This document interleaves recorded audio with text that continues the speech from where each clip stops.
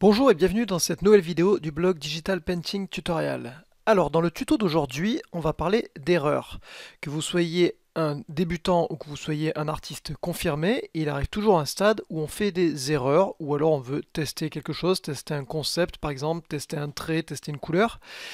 Et lorsqu'on n'est pas satisfait, on veut pouvoir corriger, revenir en arrière pour pouvoir modifier ce qu'on vient de faire. Donc dans cette vidéo, je vais vous donner 4 techniques différentes pour corriger vos erreurs, les erreurs que vous aurez réalisées. Tout d'abord, veuillez m'excuser pour les termes que je vais utiliser, mais les traductions de Photoshop en français sont plus que douteuses. Donc pour ceux d'entre vous qui ont une version de Photoshop en français, je vais essayer d'utiliser les termes les plus corrects, mais il faut savoir que plusieurs commandes portent le même nom dans Photoshop. Certaines traductions ne sont pas claires et vraiment significatives, d'autres sont assez approximatives. Donc veuillez m'excuser si parfois j'utilise des termes anglais et des termes français. Pour ceux qui suivent le blog depuis quelques temps déjà, vous devez être habitués à mes anglicismes. Alors, on va commencer avec la première technique. Vous savez que c'est le gros avantage de l'outil numérique, c'est qu'en fait Photoshop et n'importe quel autre logiciel de dessin va garder en fait une trace de toutes vos actions, que ce soit le moindre trait de brush sur votre canevas, que ce soit l'ajout d'une layer, le changement de layer, etc. Photoshop va garder trace de tout ce qui est fait, de tout ce que vous réalisez. C'est un gros avantage pour nous, à la différence des techniques traditionnelles. C'est que vu que tout est suivi par le logiciel, il y a possibilité donc de remonter dans l'historique et donc de corriger ces erreurs. Alors c'est parti, on va commencer avec la toute première technique qui permet de corriger une erreur. Donc là, vous voyez que j'ai une layer 1 et une layer 2 ici, je suis sur l'outil de brush, j'ai une couleur qui est sélectionnée et je réalise mon premier trait de brush. Alors, je ne vais pas réaliser une superbe œuvre d'art ici. Le but du jeu, c'est vraiment de garder les choses le plus simple possible pour que vous compreniez derrière le mécanisme ce qui se passe et pour que vous soyez capable ensuite de corriger vos propres erreurs. Donc là, je viens de réaliser un trait sur la layer numéro 2. D'accord ? Donc j'ai un fond qui est blanc. Ici, j'ai une layer qui est complètement transparente. Donc cette layer ne contient que le trait que je viens de réaliser. Si je ne suis pas satisfait de ce trait, parce que la couleur ne me convient pas, parce que la trajectoire ne me convient pas par exemple, je trouve que le trait est approximatif, n'a pas le bon angle, etc. Si je veux pouvoir corriger ce trait, plutôt que d'effacer le contenu de la layer, venir gommer, etc., comme on pourrait faire en technique traditionnelle, le plus simple ici est de faire ce qu'on appelle l'action annuler et ensuite annuler et rétablir. Donc ça, on y accède très facilement avec le raccourci clavier CTRL Z. Vous pouvez également trouver cette commande ici dans le menu Edit et en fait, ça correspond à l'action ici Undo Brush Tool. D'accord? Donc ça permet de corriger la dernière action qu'on a effectuée. CTRL Z.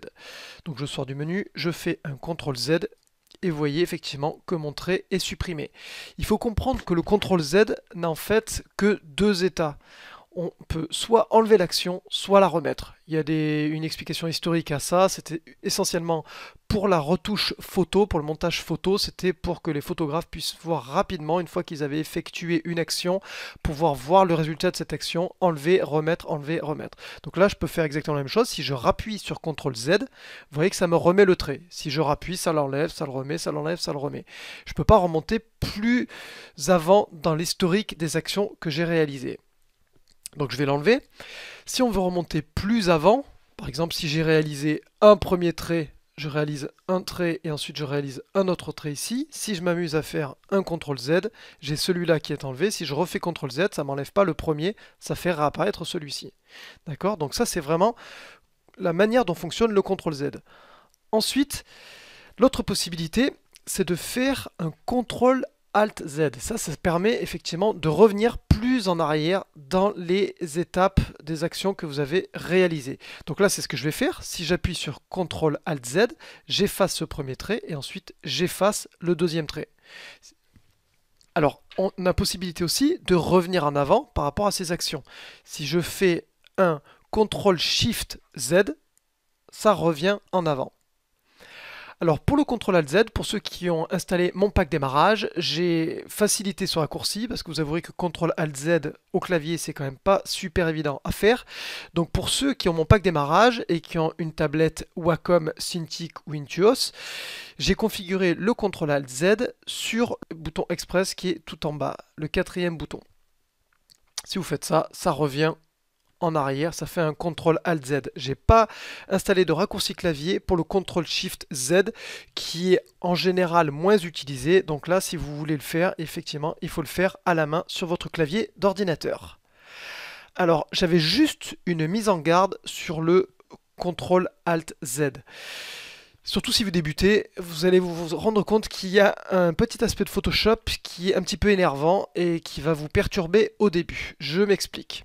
Ici, par exemple, je réalise un premier trait.